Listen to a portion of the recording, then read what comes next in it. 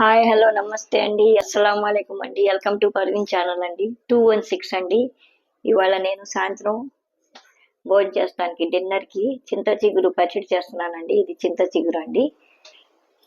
ఎలా చేస్తానో చూపిస్తానండి. ఇందులో ఎండి కొబ్బరి, ధనియాలు, జీలకర్ర వేసానండి.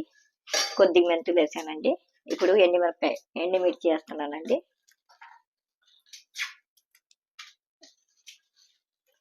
ఇవన్నీ నూనెలో వేయించుకోవాలండి.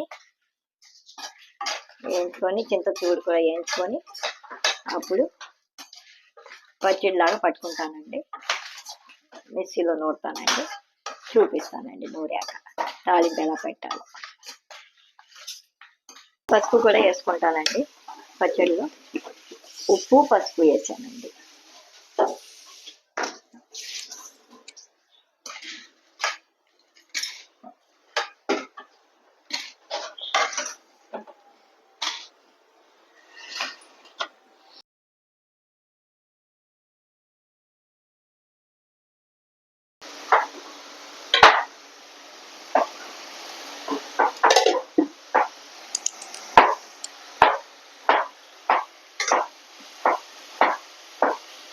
నూనె చింత చిగురు వేసి ఇలా వేపాలండి. వేపాక అప్పుడు పచ్చడి చేయాలండి. నీళ్ళు తగలకూడదండి. అంతా నూనెలోనే వేపాలి. బాగుంటుంది, చాలా టేస్ట్గా ఉంటుంది. వేడి అన్నంలో నెయ్యి వేసుకొని పచ్చడి వేసుకొని కలుపుకొని తింటుంటే ఏం రుచి ఉంటుందండి. చూడండి, మీరు కూడా ట్రై చేయండి. చింత చిగురు వస్తుందిగా, ఎలా అయినా తీసుకోండి.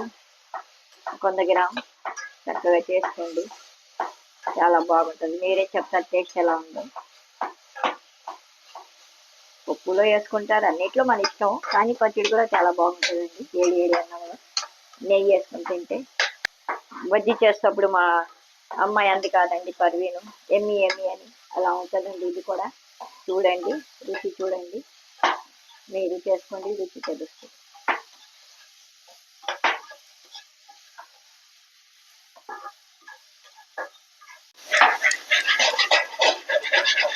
ఇవన్నీ ఇలా పట్టుకోవాలి ముందుగా.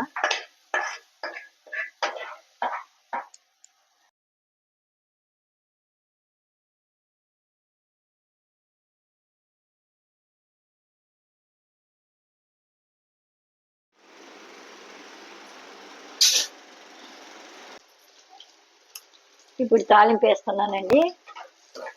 తాలింపుకి చిన్నుల్లిపాయలు, ఎండుమిర్చి, కరివేపాకండి.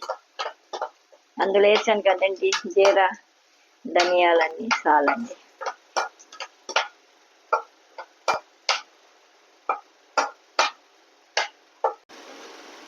జీరా అండి, సాయిపప్పు అండి, పచ్చెనపప్పు అండి తాలింపుకి. అంతేనండి, అయిపోయిందండి. తాలింపు పెట్టేస్తానండి ఇప్పుడు.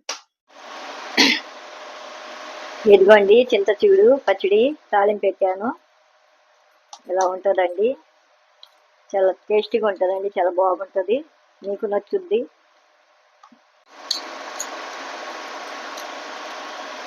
మీరు టేస్ట్ చేసి చెప్పండి. అందరూ ఎలా ఉందో కామెంట్ రూపంలో లైక్ చేయండి, షేర్ చేయండి, బెల్ కొట్టండి.